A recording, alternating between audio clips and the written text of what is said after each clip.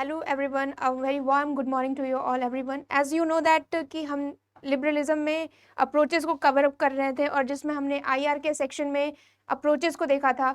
और इन अप्रोचेस में जो हम बात कर रहे थे, हमने रियलिज्म की बात की थी और हम अब जो है हम लिबरलिज्म की बात कर रहे थे, यानी उदारवाद की बात कर रहे थे। जब भी हम लिबरलिज्म या कोई भी अप्रोच पढ़े तो आप एक बात याद रखो कि ये जो टॉपिक है, ये कोई भी अप्रोच है, उसके एप्लीकेशन को जब हम पढ़ेंगे तो वो एक वास्ट टॉपिक हो जाता है। तो उस वास्ट टॉपिक को कैसे हम कवर अप करें ताकि जो एनटीए जो क्वेश्चन पूछ रहा है उसके सटीक तरीके से हम पढ़ें, इसको एनालाइज करने के लिए हम पीवाईक्यू और सिलेबस को ध्यान में रखेंगे। और इसीलिए हम जब भी लिबरलिज्म के की कॉन्सेप्ट को पढ़ेंगे तो पीवाईक्यू को कवर अप करते चलेंगे। तो लास्ट क्लास में हमने देखा था लिबरलिज्म से रिलेटेड कुछ की कॉन्सेप्ट, कैसे हमें इस टॉपिक को अप्रोच करना है। फिर हम क्या कर रहे थे, हम पीवाईक्यू को एनालाइज करते हुए उसके बेसिक की कॉन्सेप्ट को देख रहे थे, यानी कि उदारवाद से जो रिलेटेड जितने भी ब्रांचेज है उसको हमने डिस्कस किया था। फिर पीवाईक्यू को डिस्कस करते हुए हमने सॉफ्ट पावर की बात की थी और फिर उसके बाद हमने रिजिम थियरी की बात की थी। और रिजिम थियरी कैसे जो है ना कलेक्टिव सिक्योरिटी, कलेक्टिव डिफेंस से अलग है और कैसे सिमिलर है, ये हमने बात की थी। फिर उसके बाद हमने बात किया था वुड्रो विल्सन के 14 पॉइंट्स के बारे में, जो कि लिबरल आइडिया को रिप्रेजेंट कर रहा है। आगे बढ़ते हुए हमने डिस्कस किया था कि हमें क्या करना है, हमें और भी चीज़ें को, इन चीज़ों को जैसे जब भी हम कवर अप करते हैं तो हमें याद रखना है कि ये चीज़ें हमें रटनी नहीं है, हमें इनको आगे लेकर के चलना है और किस तरीके से हम रटने पे ध्यान ना देकर चीज़ों को समझने पे ध्यान दें। तो कल हमने बात की थी डेमोक्रेटिक पीस थियरी के बारे में और डेमोक्रेटिक पीस थियरी में हमने इमैनुअल कांट की बात की थी और माइकल डोएल की बात की थी। फिर हम आगे आगे करेंगे कुछ इंपॉर्टेंट टॉपिक कलेक्टिव सिक्योरिटी से रिलेटेड, और कलेक्टिव सिक्योरिटी से रिलेटेड कुछ फीचर को हमने देखा था बैलेंस ऑफ पावर से कैसे अलग है। और फिर उसके बाद हमने बात की थी पावर और अलायंस फॉर्मेशन के बारे में और कुछ की कॉन्सेप्ट जो कि आईआर में पूछे जाते हैं, जैसे बक पासिंग एंड ऑल दैट। फिर हमने बात की थी कुछ इंपॉर्टेंट थिंकर जैसे कि Francis Fukuyama, Samuel P Huntington. उसी को लेकर के आज हम क्या करेंगे, इंपॉर्टेंट की थिंकर्स को देखेंगे, क्योंकि जनरली क्या होता है एनटीए में ऐसे ऐसे थिंकर्स के क्वेश्चन पूछ दिए जाते हैं, जैसे कि आप फ्रांसिस फुकुयामा की कुछ इंपॉर्टेंट बुक आपसे पूछ दी जाती है, या फिर हो सकता है आपको सैमुअल पी हंटिंगटन के कुछ इंपॉर्टेंट कॉन्सेप्ट पूछ दिए जाते हैं। तो आपको उनके कॉन्सेप्ट्स, उनकी थ्योरी और उनके जो की आइडियाज़ हैं उनको साथ में लेके चलना है, क्योंकि एनटीए कभी भी उतना डेप्थ में नहीं पूछता है। आपको क्या करना है, उनके की आइडियाज़ की बुक्स को बेसिक अंडरस्टैंडिंग लेकर जाना है। और ये कैसे करेंगे, आप अगर आप बुक को पढ़ोगे, स्टैंडर्ड बुक को पढ़ोगे, तो उसमें आपको पूरा डेप्थ मिलेगा। आपको क्या करना है, just search this keywords on the Wikipedia, just note down the keyword की कॉन्सेप्ट और फिर उनसे रिलेटेड कुछ बुक्स, और इस तरह से आप नोट्स बनाते चलोगे इन पीवाईक्यू की तरह, पीवाईक्यू को ध्यान में रख करके। तो ये सब जो कुछ मिसलेनियस टॉपिक है वो आप कवर अप कर सकते हो। तो लास्ट टाइम हमने बात की थी कि जब भी आप बात करते हो एंड ऑफ आइडियोलॉजी की, एक होता है एंड ऑफ हिस्ट्री, जिसकी बात आप देखोगे कि फ्रांसिस फुकुयामा ने की थी। और ये जो कॉन्सेप्ट है एंड ऑफ हिस्ट्री, यानी कि कोल्ड वॉर के जस्ट खत्म होने पे ऐसा कहा गया था कि liberalism is going to overpower the whole ideas. जब एंड ऑफ हिस्ट्री की बात की तो माइकल डैनियल बेल, ये नाम आप याद रखोगे, डैनियल बेल ने कहा था एंड ऑफ आइडियोलॉजी, यानी कि ideology is not effective enough to describe the present situation. और इसी वजह से उन्होंने कॉन्सेप्ट दिया था एंड ऑफ आइडियोलॉजी का। तो एंड ऑफ आइडियोलॉजी, जब भी आप क्वेश्चन को पढ़ो, जब भी आप एनटीए पढ़ो, तो end of ideology please read the full, because हो सकता है कि आप जल्दी जल्दी में क्या करो, आइडियोलॉजी की जगह पे हिस्ट्री पढ़ के आओ और हिस्ट्री की जगह पे आइडियोलॉजी पढ़ो। तो जब भी आप हिस्ट्री की बात करोगे एंड ऑफ आइडियोलॉजी, तो वो फ्रांसिस फुकुयामा ने बात की थी, और एंड ऑफ आइडियोलॉजी की बात करो तो वो डैनियल बेल ने की थी। ठीक है, तो इन कॉन्सेप्ट्स को आप ध्यान में रख करके ही आप आगे बढ़ोगे। जब हम नेक्स्ट बात करते हैं तो हमें एक इंपॉर्टेंट थिंकर को और भी कवर अप करना है, वो है Samuel P Huntington. Samuel P Huntington से इंपॉर्टेंट जो बुक पूछे जाते हैं वो है क्लास ऑफ सिविलाइजेशन। सिविलाइजेशन से रिलेटेड जितनी भी बातें हैं ना, स्टेजेस ऑफ सिविलाइजेशन, ये जो है ना इवोल्यूशन से रिलेटेड, आपने हंटिंगटन साहब ने बात की थी। एक्चुअली उनकी और एक इम्पॉर्टेंट बुक जो जनरली पूछी जाती है, political order and changing society. तो ये सब आप ध्यान रखोगे। उन्होंने क्या किया था, इन सारे बुक में उन्होंने जो डेवलपमेंट थियरी है उनको क्या किया था, क्रिटिसाइज किया था कि ये जो डेवलपमेंट थियरी है वो ज़रूरी नहीं है कि वो सब पे लागू हो, ठीक है। उन्होंने कहा था it's not applicable to whole society, और उन्होंने क्या किया था, it's a modernization theory. Modernization theory यानी कि किस तरीके से कोई कंट्री जो होता है वो इवॉल्व होता है, इस पे उन्होंने क्रिटिसाइज किया था कि it's not explaining the in detail way. So modernization theory की जो कि रॉस्टो ने दी थी, उनका क्रिटिसाइजेशन जो है सैमुअल पी हंटिंगटन ने की थी। और मॉडर्नाइजेशन थियरी क्या होता है इसके बारे में हम आगे के स्लाइड में देखेंगे। फिर एक जो इम्पॉर्टेंट की कॉन्सेप्ट आता है सैमुअल पी हंटिंगटन से रिलेटेड, वो है पॉलिटिकल डीके। पॉलिटिकल डीके ये कहता है कि जैसे हमारी जो सोशल मॉडर्नाइजेशन है वो पॉलिटिकल मॉडर्नाइजेशन से ज़्यादा हो रही है, इसी वजह से क्या होता है, there is a political decay like condition. तो हमारी जो सोसाइटी की जो मॉडर्नाइजेशन हो रही है वो तेज हो रही है as compare to political modernization, यानी कि इंस्टीट्यूशन मॉडर्नाइजेशन जो है, जैसे कि आप देखो जितने भी पॉलिटिकल से रिलेटेड चीज़ें हैं वो क्या हो रही हैं, वो स्लो हो रही हैं। तो उन्होंने कहा कि हमारी जो सोशलाइजेशन जो है यानी सोशल मॉडर्नाइजेशन जो है उसकी जो स्पीड है, ग्रोथ है, वो ज़्यादा हो रही है as compare to political modernization. और इसी वजह से क्या होता है, there is a condition of decay like condition, और देयर इज़ अ फेल्योर, और there is a class. And इसी की बात जो है ना आप सैमुअल पी हंटिंगटन से जोड़ेंगे। इनके जो इंपॉर्टेंट थिंग्स जो आपको बुक याद रखने हैं वो आप ध्यान में रखोगे, because last time there is a question कि क्लास ऑफ सिविलाइजेशन जो है ना वो किस थिंकर से रिलेटेड है। तो आपको इन चीज़ों के बारे में पता होना चाहिए। होता ये है ना कि आपको क्या, यहाँ पे आप देखो ना,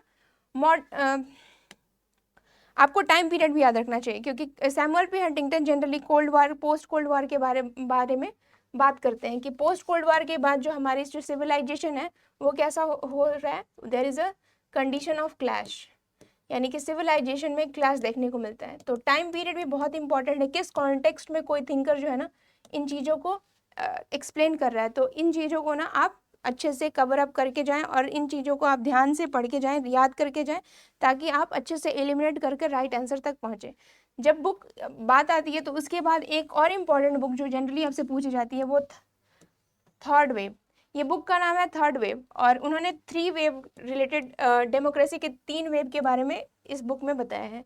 तो उन्होंने थर्ड वेव पे ज़्यादा इम्फेसिस की थी, जो प्रेजेंट वेव है वो थर्ड वेव है। तो please consider this book is very important whenever we talk about Samuel P Huntington. इनमें से कोई भी जो बुक का नाम आपसे पूछ दिया जा सकता है एनटीए में कि विच ऑफ द फॉलोइंग, या फिर आपको मैच ऑफ द फॉलोइंग करने हैं, तो Samuel P Huntington is very important thinkers as compared to the NTA syllabus, but it is not as specifically mentioned in your syllabus. You have to cover on the basis of the analysis of PYQ. So please keep in this mind whenever you are covering the important topic, important thinkers related to international relation. अब एक जो concept जो आपको पूछ दी जाती है वो है मॉडर्नाइजेशन थियरी। हालांकि ये जो जब भी आप लिबरलिज्म पढ़ोगे तो इसमें ना मॉडर्नाइजेशन थियरी को समझना बहुत इंपॉर्टेंट है। मॉडर्नाइजेशन थियरी ये कहती है कि कोई भी सोसाइटी जो होती है वो इवोल्यूशन को, उसकी जो मॉडर्नाइजेशन होती है वो एक स्टेजेस में होती है, ठीक है। तो कोई भी सोसाइटी की जो एवोल्यूशन होती है वो क्या होती है, एक स्टेजेस को फॉलो करती है।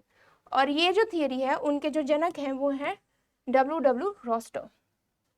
तो ये कहती हैं कि अगर मान लीजिए कि आप किसी की सोसाइटी की ओवरऑल प्रॉस्पेरिटी चाहते हो तो इकोनॉमिक प्रॉस्पेरिटी को आप नेग्लेक्ट नहीं कर सकते।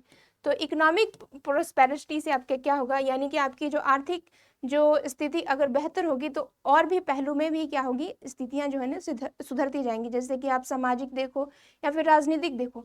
तो उन्होंने जोड़ दिया था इकोनॉमिक पे, और इसी बात को ना क्रिटिसाइज करके हंटिंगटन ने कहा था व्हाट अबाउट द अदर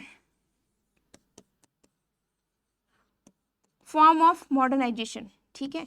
यानी कि दूसरा जो मॉडर्नाइजेशन यानी कि सोशल मॉडर्नाइजेशन, पॉलिटिकल मॉडर्नाइजेशन, वो भी इम्पॉर्टेंट है। अगर ये नहीं होगा तो क्या होगा, there is a condition of political decay, ठीक है। तो मॉडर्नाइजेशन सिर्फ एक डायरेक्शन में हो ये जरूरी नहीं है कि आप जो है ना उस कंट्री के ग्रोथ को आप रिप्रेजेंट कर रहे हैं। ग्रोथ क्या होता है, आप उसके सोसाइटी को देख करके, आप उसके इकोनॉमी को, सिर्फ इकोनॉमी को देख करके आप उसके ग्रोथ, आप उसका ग्रोथ का पैमाना नहीं आंक सकते। There is a need of overall understanding of growth, तभी आप क्या कर सकते हो, ग्रोथ इंडेक्स में आप उस कंट्री को मेजर कर सकते हो। तो मॉडर्नाइजेशन थियरी में डब्ल्यू रॉस्टो ने कही थी कि देयर इज अ 5 स्टेजेस जिसके थ्रू क्या करता है, कोई भी कंट्री क्या करता है, वो मॉडर्नाइज होता है।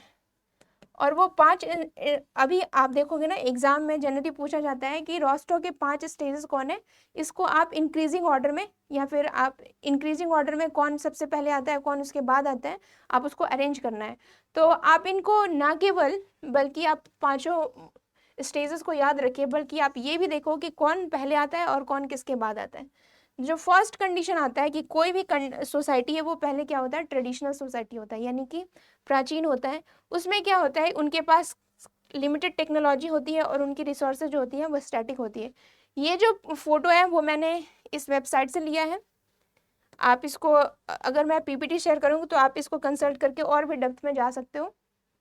सो the credit of this photos goes to this link which I have given this credit. तो एक्चुअली कहता है रोस्टो की थियरी, वो कहता है कि अगर आप कोई भी सोसाइटी है उसे डेवलप करना है, उसे मॉडर्नाइज करना है, तो वो पहले क्या होता है, वो ट्रेडिशनल सोसाइटी होता है, यानी कि वो प्राचीन सोसाइटी होता है। यानी उसमें क्या होते हैं, कुछ पारंपरिक चीज़ें, कुछ टेक्नोलॉजी होती है और वो जो सोसाइटी होती है स्टैटिक होती है, स्थिर होती है।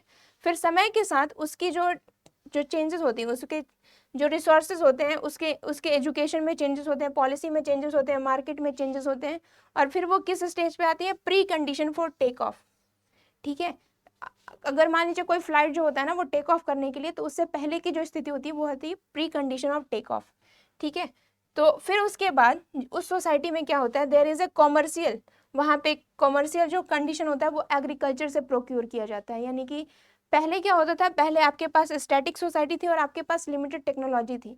फिर उसके बाद कोशिश की जाती है कि उसमें एग्रीकल्चर से रिलेटेड और भी कलेक्टिव इंडस्ट्री सेटअप करने की। आप इंडिया के कॉन्टेक्स्ट में इसको समझ सकते हो। ठीक है, जैसे आप समझो कि ब्रिटिश के टाइम पे जब ब्रिटिशर आए तो उनके पास क्या थी, देयर इज स्टैटिक, क्योंकि उस टाइम क्या होता है, जितने भी रिसोर्सेज थे वो ब्रिटिश ने ले ली थी। ठीक है, तो अभी हमारे पास क्या है, उस टाइम क्या था, ड्यूरिंग द ब्रिटिश पीरियड यानी पार्टीशन के टाइम पे हमारे पास लिमिटेड रिसोर्सेज थी। अगर हम ग्रोथ करना भी चाहें तो there is a limited resources. इसी वजह से तो 5 ईयर प्लान की कॉन्सेप्ट आए। फिर जब 5 ईयर कॉन्सेप्ट आए तो there is a precondition of take of.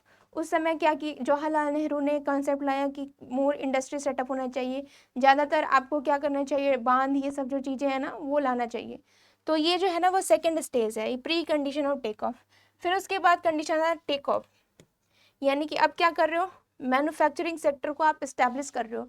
इसमें आप देखो ना कि इंस्टॉलेशन ऑफ फिजिकल रेलवेज और ये सब जो होते हैं ना उस पर ज़्यादा जोर दिया जाता है। तो बहुत सारे नए नए इंडस्ट्रीज और बहुत सारे मैन्युफैक्चरिंग जैसे कॉन्सेप्ट आते हैं और वो क्या होता है, वो सोसाइटी टेक ऑफ कर जाती है, यानी कि अब वो स्टार्ट फ्लाइंग। फिर उसके बाद क्या होता है, investment of manufacturing 10% of the, एक फिक्स्ड अमाउंट जो होता है वो सारे इंस्टीट्यूट में बांट दिया जाता है कि ये आपको करना है, ये आपको करना है। There is organize way to handle this and वो क्या होता है, ड्राइव टू मैच्योरिटी। अब वो क्या होता है, टेक ऑफ करने के बाद अब वो मैच्योर होता है। कोई भी इकोनॉमी क्या होता है, वो मैच्योर होता है, यानी कि वो उस स्टेज पे आता है जब वो अपना सब कुछ हैंडल करने में सक्षम है। उसमें क्या होता है, development of wider industrial commercial base, यानी कि उसकी जो बेस होती है, जो पहले वो इंडस्ट्री सेटअप कर चुका होता है प्री कंडीशन में, अब वो उसकी जो बेस है वो धीरे धीरे ब्रांचेस फैलाते जाता है। और फिर उसके बाद क्या होता है, there is a high consumption. और जब इंडस्ट्री जो होता है ना वो चारों तरफ सेटअप हो जाता है तो जिसकी कंजम्पशन पावर जो होती है वो बढ़ जाती है। आप मेक इन इंडिया जैसे पॉलिसी को आप समझ सकते हो। अब बात आती है कि इसको याद करें कैसे। ठीक है, याद करना बहुत इंपॉर्टेंट है क्योंकि ये जो क्वेश्चन है ना ये जनरली आपसे पूछा जाता है कि इसमें कौन जो है ना सबसे पहले आता है। तो ऑफकोर्स जब भी आप स्टार्ट करोगे तो ट्रेडिशनल तो ऑफकोर्स आपको समझ में आ रहा है कि ये पहले होना चाहिए और हाई कंजम्पशन क्या हो वो लास्ट में ही आएगा। ठीक है, ट्रेडिशनल जो होता है वो आपके पहले स्टेज को दिखाता है और हाई कंजम्पशन क्या है वो लास्ट में आता है। और हाई कंजम्पशन से पहले आप प्री, ठीक है, ये पहले आता है तो प्री कंडीशन, फिर उसके बाद टेक ऑफ के बाद ड्राइव टू मैच्योरिटी। तो ये सब जो कुछ कॉन्सेप्ट है आपको ना हर चीज़ को मैं निमोनिक्स के थ्रू आपको ये सब चीज़ें आपको प्री कंडीशन यानी कि ट्रेडिशन के बाद प्री कंडीशन, फिर उसके बाद टेक ऑफ, फिर यहाँ पे कह रहा है टेक ऑफ के बाद precondition of take off, फिर उसके बाद टेक ऑफ, फिर उसके बाद मैच्योरिटी पे वो आएगा, फिर वो क्या होगा, there is a high consumption situation. तो इन सब आप स्टेजेस को ना आप एक कर्मानुसार आपको हो सकता है अरेंज करने को एनडीए क्वेश्चन पूछ दिया जाए। सो जब भी आप इन चीज़ों को पढ़ें तो एक एग्जाम्पल के थ्रू क्लियर करें, ठीक है। जैसे मान लीजिए इंडिया का कंडीशन, इंडिया के कंडीशन को आप लेकर के आप सॉल्व करने की कोशिश। पार्टीशन के बाद क्या होता है, देयर इज़ अ ट्रेडिशनल, क्योंकि ब्रिटिश जो होते हैं there is a limited resources after that. फिर उसके बाद क्या होता है, इंडस्ट्री सेटअप की बात की जाती है, यानी कि प्री कंडीशन होता है टेक ऑफ से पहले। फिर उसके बाद जब इंडस्ट्री सेटअप हो जाती है तो इंडिया आप देखोगे ना मैन्युफैक्चरिंग सेक्टर पर जोर देता है, जहाँ पे आप ना बहुत सारे इंडस्ट्रीज़ को अपने कंट्री में, जैसे आप देखो कि आप 1990 में एलपीजी रिफॉर्म देख सकते हो, ठीक है। इसमें आप क्या करते हो, मैन्युफैक्चरिंग सेक्टर ये सब जो होते हैं ना, बहुत सारे लिबरलाइजेशन की पॉलिसी आती है। फिर उसके बाद आप देखो development of wider industrial and commercial base. फिर उसके बाद आप जो होता है ना, उस जो बेस होता है उसको आप क्या करते हो, एक्सपेंड करते हो, ठीक है। और हाई कंजम्पशन, यानी कि आज का एरा आप देखो कि there is a defence sector promoting and all these things, high consumption trying to build. तो अभी जो है ना, आप जो है ना, अभी के कंडीशन को आप कह सकते हो हाई कंजम्पशन, या फिर हो सकता है कि आने वाला जो टाइम है वो हाई कंजम्पशन है। और अभी का जो इंडिया का कंडीशन है वो ड्राइव टू मैच्योरिटी, यानी मैच्योरिटी प्राप्त करने की कोशिश कर रहे हैं। तो आप किसी एग्जाम्पल से ना इस चीज़ को ना आप एक प्रैक्टिकल वे से समझ सकते हो, क्योंकि अगर मैं आपको निमोनिक्स के थ्रू बताऊं, या फिर अगर आपको मैं एग्जाम्पल और क्या कहूँ कि ऐसे आप रट लो, तो फिर आप क्या करोगे, हो सकता है कि बहुत सारे निमोनिक्स हैं और आप भूल जाओ। तो आप एक स्पेसिफिक एग्जाम्पल के थ्रू आप इमेजिन करके इन पांचों स्टेप को क्या कर सकते हो, अंडरस्टैंड कर सकते हो आप। और इंडिया इसलिए आसान है क्योंकि इंडिया के कॉन्टेक्स्ट में समझना हम लोग के लिए ज़रूरी है, क्योंकि हम इंडिया बेस्ड एग्जाम को क्रैक करने जा रहे हैं। So please keep in mind कि this 5 stages are very important whenever you going to sit in the examination of NTA. That might be asked that कि how these 5 stages can be arranged. तो जब बात हो गई रॉस्टो की modernisation की theory की, और फिर उसके हमने बात कर लिया सैमुअल पी हंटिंगटन के बारे में, तो एक जो कॉन्सेप्ट जिसके बिना लिबरलिज्म का कॉन्सेप्ट जो है ना समझने में आप जो है ना थोड़ी सी, क्योंकि इससे रिलेटेड ना प्रीवियस ईयर क्वेश्चन हालांकि आता नहीं है, बट आपको ये कवर अप करके जाना है, क्योंकि ये जनरली इसको मिसलेनियस टॉपिक कहा जाता है। और हो सकता है कि ये जो टॉपिक है ना वो पूछ भी दिया जाए या इससे रिलेटेड थिंकर, तो आपको क्या करना है, हर टॉपिक को ना एक जिस्ट वे में तैयार करके जाना है, ताकि जो है ना कोई भी टॉपिक एनटीए अगर पूछे तो आपको ना क्लियर होना चाहिए। क्योंकि एक बात और है कि एनटीए कभी ना इसके बारे में डेप्थ में नहीं पूछता है, जो सिलेबस में दे रखा है उसके बारे में डेप्थ कवर करने की डेप्थ करने में कोई आप गुंजाइश नहीं, आप कर सकते हो। बट अगर जो टॉपिक जो मिसलिनियस है उससे रिलेटेड आप क्या बना सकते हो, एक जस्ट पॉइंट बना सकते हो, एक की कॉन्सेप्ट बना सकते हो by the searching the web surfing, या फिर कहीं से भी आपको जो नोट्स मिल रहे हैं उसके आप स्नाइपेट बना सकते हो, और फिर वो जो है ना आप उसको आराम से कवर अप कर सकते हो। तो जो फंक्शनलिज्म टॉपिक है उससे रिलेटेड ना आपको क्वेश्चन पूछे जाते हैं कि ये जो थियरी है इससे रिलेटेड इंपॉर्टेंट थिंकर्स कौन है। तो फंक्शनलिज्म की जब भी हम बात करते हैं तो David Mitrany is important thinker, जिससे हो सकता है पूछा जाए क्वेश्चन कि who is a thinker who is related to functionalism.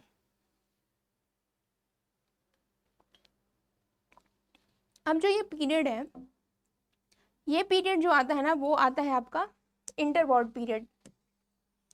तो डेविड मित्रानी ने जब ये देखा कि चारों तरफ क्या हो रही है, वॉर की कंडीशन आ रही है, तो उन्होंने एक ऐसा सिस्टम डेवलप किया कि किस तरह से हम वॉर की जगह पे कोऑपरेशन को इस्टेब्लिश कर सकें।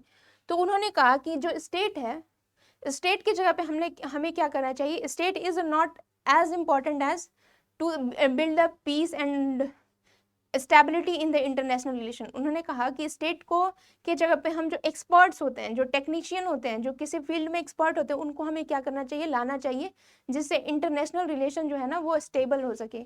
तो उन्होंने कहा कि state should be replaced by the expert technician, जो अपने किसी खास क्षेत्र में जो है ना वो एक्सपर्ट हो, स्किल्ड हो। और जैसे कि आप साइंटिस्ट, ये क्या कर सकते हैं, ये पीपल टू पीपल रिलेशन को बिल्ड करने में हेल्पफुल रहते हैं। तो इन पे ना जोर दिया डेविड मित्रानी ने। डेविड मित्रानी का कहना ये है कि जो नॉन पॉलिटिकल सेक्टर है, जैसे कि आप देखो इकोनॉमी, ये सब जो चीज़ें हैं ना, इकोनॉमिक पे अगर हम ज़्यादा ध्यान दें तो हमारा क्या होगा, हो सकता है there is a there is a chances कि दूसरा जो सेक्टर है वो भी क्या कर सके, डेवलप कर सके। जैसे मान लीजिए कि आप इकोनॉमिक कोऑपरेशन पे ध्यान दोगे तो बाकी के जो सेक्टर है जैसे पॉलिटिकल सेक्टर्स, रिलीजियस सेक्टर, उसमें क्या होता है, there is a spill over. Spill over का मतलब ये है कि आप जो है ना कि एक एक क्षेत्र से दूसरे क्षेत्र पर उसका प्रभाव पड़े। तो अगर आपका इकोनॉमिक ग्रोथ अच्छा हो रहा है तो हो सकता है आपकी राजनीतिक जो ग्रोथ है, जो राजनीतिक विकास है वो भी अच्छा हो। तो उन्होंने जोर दिया इकोनॉमिक, बाकी जो जितने भी नॉन पॉलिटिकल सेक्टर हैं उस पे उन्होंने कहा कि इन चीज़ों को हमें क्या करना चाहिए, इन चीज़ों पे हमें जोर देने की ज़रूरत है। हालांकि हमें स्टेट का इसमें कोई सहारा नहीं लेना चाहिए। जो जितने भी नॉन नॉन पॉलिटिकल एक्टर हैं, जैसे कि मान लीजिए टेक्नीशियन, एक्सपर्ट्स, इन सबको जो स्किल्ड हैं उनको हमें क्या करना चाहिए, हेल्प लेना चाहिए, जिससे वो क्या कर सके, वो अपने क्षेत्र में क्या होते हैं, एक प्रतिभाशाली होते हैं, तो उनको उनसे हम क्या कर सकते हैं, उनका हेल्प लेकर के हम क्या कर सकते हैं, इंटरनेशनल रिलेशन को ज़्यादा से ज़्यादा हम क्या बना सकते हैं, प्रभावी और स्थिर बना सकते हैं। तो उन्होंने टेक्नीशियन, कॉरपोरेट्स और कल्चरल जैसे लीडर्स होते हैं, कल्चरल आप एक्टिविस्ट होते हैं, उन्होंने कहा कि हमें उनकी मदद लेनी चाहिए। तो उन्होंने एक और इम्पॉर्टेंट कॉन्सेप्ट दिया। जब भी आप बात करते हो फंक्शनलिज्म की, तो जो कॉन्सेप्ट आता है वो होता है स्पिल ओवर इफेक्ट, यानी कि कैसे एक सेक्टर का जो ग्रोथ है वो दूसरे सेक्टर पे प्रभावी होता है, और दोनों सेक्टर क्या होता है, एक दूसरे को इंटरेक्ट करते हैं और एक दूसरे पे प्रभाव करते हैं। तो हमें क्या करना चाहिए, जो नॉन पॉलिटिकल सेक्टर पे क्या करना चाहिए, ध्यान देना चाहिए, जो कि जिससे क्या होगा, पॉलिटिकल सेक्टर का भी विकास हो। फिर जो उन्होंने एक, इसी को कहते हैं ramification of sector, ramification of sector, यानी कि एक क्षेत्र का प्रभाव दूसरे क्षेत्र पे पड़ना। ठीक है, अगर एक क्षेत्र विकसित होगा तो दूसरा क्षेत्र भी विकसित होगा। तो हो सकता है आपसे क्वेश्चन पूछ दिया जाए कि रैमिफिकेशन का कॉन्सेप्ट जो है वो किसने दिया, तो वो जो है वो आपके डेविड मित्रानी ने दिया है। So please note this point, because generally functionalism जो है आपके सिलेबस में नहीं दिया हुआ है, बट जब भी आप कहते हैं ना कि आप पॉइंट वाइज कैसे पढ़ेंगे, आप सिलेबस को कैसे, क्योंकि सिलेबस सिर्फ 2 लाइन में है और आपको क्या करना है, एनटीए जरूरी नहीं है कि आपको सिलेबस से, सिलेबस के अंदर से जितने भी टॉपिक्स हैं उससे भी क्वेश्चन पूछ सकता है। तो please clear your conceptual clarity regarding to any topic which is given in your syllabus. और ये सब जो टॉपिक है ना वो लिबरलिज्म के अंदर आता है। इसके बाद जब हम बात करें फंक्शनलिज्म में, तो फंक्शनलिज्म में क्या किया गया कि स्टेट को ना हटाने की बात की गई, यानी कि स्टेट को हम रिप्लेस कर सकते हैं दूसरे नॉन स्टेट एक्टर पे। अब जो नियो फंक्शनलिज्म कहता है कि जरूरी नहीं है कि जो स्टेट को आप हटा करके जो दूसरा जो है ना आप इस एक्टर को ला दोगे तो स्टेबिलिटी होगा। स्टेट को आप कैसे हटा सकते हो, क्योंकि state is a important actor. तो नियो फंक्शनलिज्म ने जो फंक्शनलिज्म में जो गड़बड़ी थी उसको सुधारते हुए उन्होंने कहा कि state is also important, state जो है वो भी इम्पॉर्टेंट है, क्योंकि बिना स्टेट के आप जो है ना दूसरे सेक्टर की, आप दूसरे सेक्टर में, क्योंकि बिना स्टेट, बिना पॉलिटिकल ग्रोथ के दूसरा जो इम्पोर्टेंट ग्रोथ है जैसे कि इकोनॉमी। अब इकोनॉमी को आप, जरूरी नहीं है कि इकोनॉमी जो है खुद में इंडिपेंडेंट है, इकोनॉमी को पॉलिटिकल इम्पैक्ट करता है, पॉलिटी को इकोनॉमिक इम्पैक्ट करता है।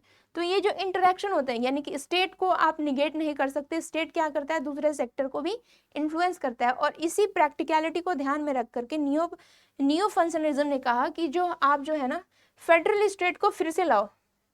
जरूरी नहीं है कि आप जो कहते हो ना कि उन्होंने क्या किया था, इंटरवॉर में, जनरली आप देखोगे ना कि जो फंक्शनलिज्म का कॉन्सेप्ट था वो इंटरवॉर में आया। और इंटरवॉर में क्या होता है, स्टेट एक दूसरे से क्या करते हैं, there is a tension between the state.